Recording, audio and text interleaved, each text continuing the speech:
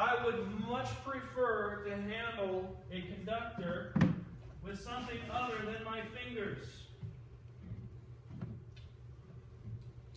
I'm going to grab hold of wires with a tool, preferably rather than my fingers. Now this is not an insulated tool. And in fact, it says right on it, it says, warning, not insulated, will not protect against electric shock. 1 second. You can buy insulated tools which are at least double, if not triple, the money of a regular tool. But even so, you can at least have some measure of safety better than grabbing the darn thing with your fingers. In addition to that, if I'm going to grab a conductor, even if I know that it is dead, I'm going to grab it back here. I'm not going to touch the copper part just because I can tend to forget things. You ever forget anything? I left my cell phone in the bathroom at the grocery store yesterday.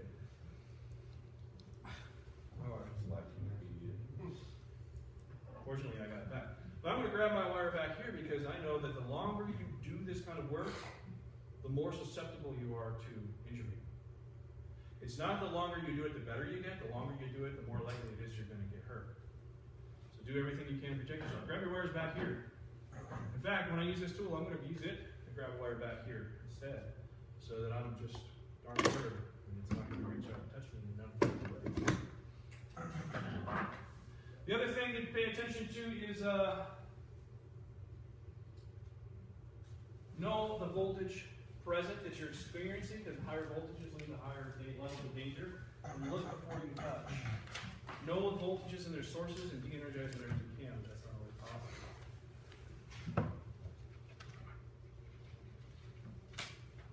Disconnect power sources if possible, if you need to, and coordinate the shutdown with the people involved. Make sure everybody knows, hey, I'm shutting this off, don't turn the sucker back on.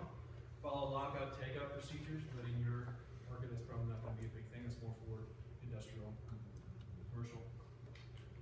3, verify power's been disconnected. You ever see those disconnect switches with the lever on? Go from the on position to the off position. Well, inside of those disconnects are knife switches that go into a receptacle like this, and when you pull that lever down, it pulls those knife blades essentially out of the receptacles. Well, if one of them breaks off and stays in there, the handle will be in the off position, one of those lines will still be energized. So don't believe the handle position. Use your multimeter and measure for the presence of voltage before you touch. Like looking before you leave every single time.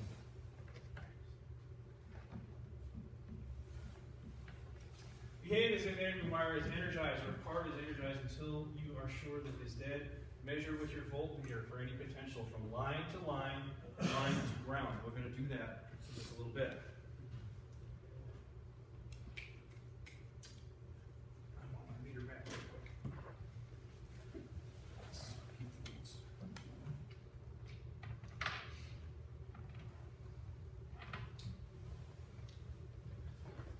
This little guy is very inexpensive. For those of you who don't have a meter or would like to get something maybe a little better than what you got isn't bad. Just going for what it is. Better than nothing. Absolutely. Better than nothing. This little critter right here is kind of cool because it has a non-contact voltage detector, and a lot of yours do as well. If you got this little tip right here, you've got a non-contact voltage detector. So this one here, when I get next to a voltage source, it will illuminate. I can see it. Some of them will make a sound. So I go to this wire, my little light's lit up. It knows that there's power on that line. Something like this is very nice to have, and it's very good to use it on everything. The little shirt pocket ones, they're great too, because they're not test instruments. These are just there to keep you safe. You can touch this into live wires and it's insulated. Let's say if this is a piece of electrical apparatus, a furnace, and a water heater, an air conditioner, check it first before you touch it. We're touching feeling. Check it first with a non-contact voltage detector. Last year I read a story on a forum that I'm a part of, and it was a memorial to a young man, fresh out of tech school for about 2 years in Georgia. He went to do planned maintenance for a homeowner. Went into their crawl space and never came back out again. Company's in my hometown. Oh yeah, you heard about that? Mm-hmm. He went down, and so the story goes, and correct me if you know furnace that he was working on, the air handler, wasn't properly grounded. And some electrical line had grounded to the cabinet, so the cabinet was energized. Since the unit wasn't grounded, it didn't trip the circuit breaker. So when he crawls in there and grabs hold of this thing to replace the air filter, now he gets shocked and he can't let go. Homeowner after a while is like, I haven't seen that guy for a while, I wonder what happened to him. Went down there and grabbed a broomstick and pried him off the unit, but he didn't make it. He left his family, his wife, and I think he had 1 or 2 young children, no dad. Not worth not coming home. Don't skip steps. Make sure you're safe. That can happen to any one of us at any time. Go to an attic, in some basement, in some crawl space. You're in the danger zone. And the longer you do this job, the more likely it is you're going to experience that hazard. So protect yourself. Use your instruments. If you don't have a non-contact voltage detector, get one and just say, hey, is this thing hot? Better way to find out. Another thing to think about too is your heart. We're in danger of a heart problem when you're working with electricity because those electrical impulses from your brain are operating your heart. And if they get disturbed, your heart isn't going to operate correctly. If you have a minor heart problem that you don't know about yet, you might find out about it from a mild electric shock. It's a really bad way to learn that.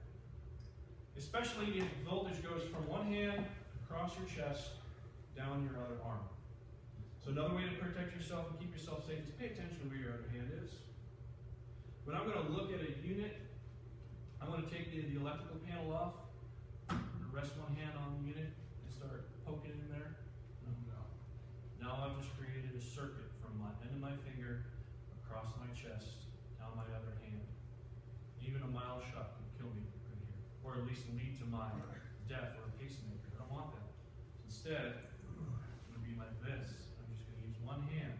Rather than using my finger, you have anything in your toolkit that's designed to probe hot connections, like this, use that to push your wires around. Use your finger. I make a lot of jokes about poking things with sticks. And go up the unit, just poke it with a stick. No, I really am. It's just I'm going to use this stick to poke it. Any questions on that? What do I do with my clicker? Dang it. It's on the other side of your box. Thank you. Wear a PPE, non-conductor probe, just got for that. Don't cross your heart or the path of ground. This is important. When you're testing in close quarters, sometimes you have to be. What's the required amount of clearance from the front of a furnace to anything? 30 inches? 30 inches. How often do you always get 30 inches? Don't you?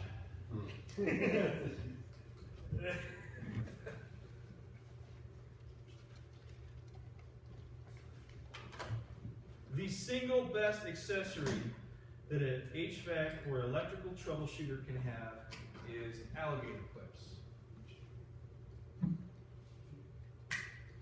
Alligator clips give you hands-free ability. I've heard one of you talking about a wireless meter. This is awesome as well. You can go ahead, shut off the unit, clip your leads on to what you want to test, come back down here to your meter. So while this is over here, and I'm safely over here, I can turn the power on and observe what's going on without having to have my face in the middle of the thing. Highly recommended.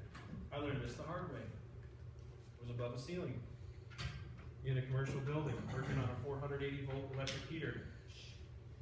And I'm up against the back wall. I have a 6-foot ladder that's tipped up against the wall, which was a safety violation in the first place, but I had no other way to get up there. And I'm up in there, and I've got electrical conduit behind me. I've got a sprinkler line right here, and the unit is right here.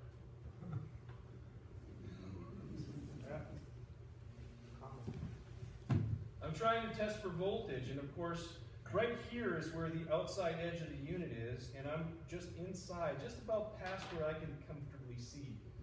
So I'm probing up in here, and my thumb and the pad of my hand tags one of those hot lines.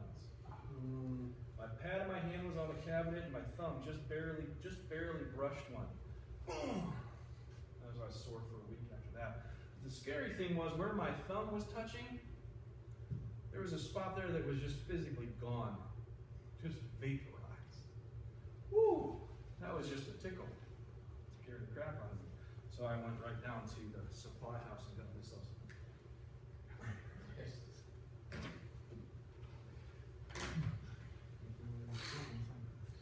One other thing safety-wise is pay attention to the condition of your test leads. These are the most important part of your whole meter assembly as far as keeping you physically safe. So grab your test leads and go like this. Look at those strain joints. Make sure they're not cracked or broken. Do it on both ends. Make sure they're not cracked or broken.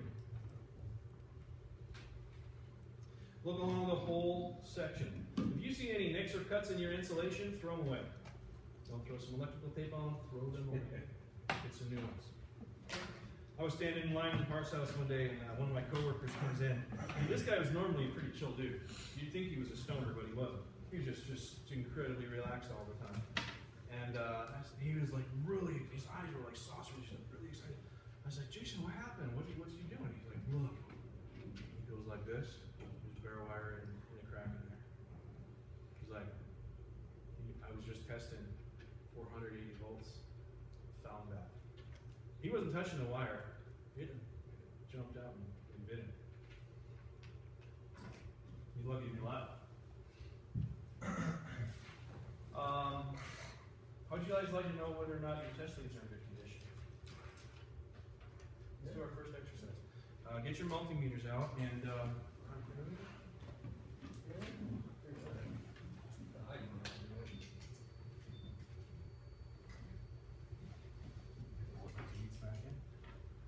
adjust your multimeter to measure ohms. If your multimeter has the ability for you to choose between ohms and continuity, choose ohms. It's going to be simple like this. Choose the lowest value. Mark, if you have a multi-click dial, you're going to want to choose the 200 ohm scale or anything lower than that, whatever your lowest scale is. 200 ohms or less, if you have the ability to do that. If you don't have the ability to do that, you have an auto-ranging meter. It will figure it out by itself.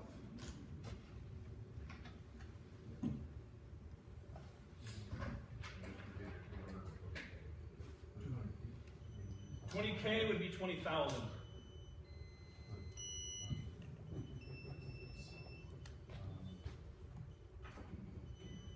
Now touch both of your test leads to one another, and you should get a number on the screen.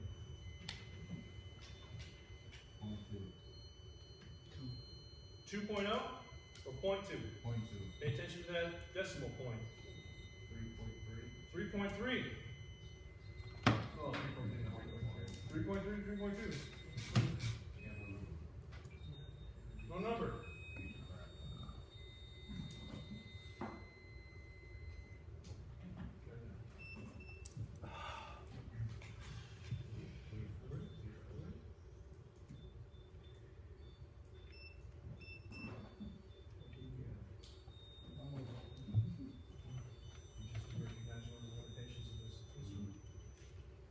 What you're measuring is you're measuring the electrical resistance of your test leads, and the electrical resistance of your test leads should be 0. But it's not going to be. There's always going to be, everything always has some amount of resistance.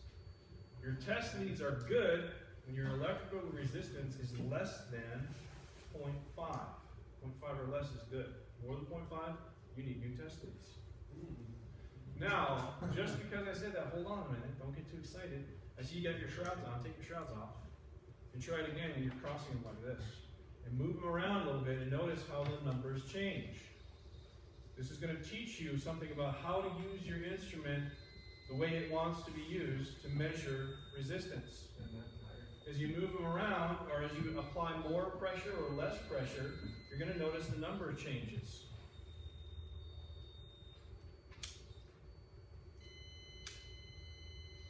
One thing you want to avoid is using your fingers on them like this, because you're going to start measuring the resistance of your electrical resistance of your body.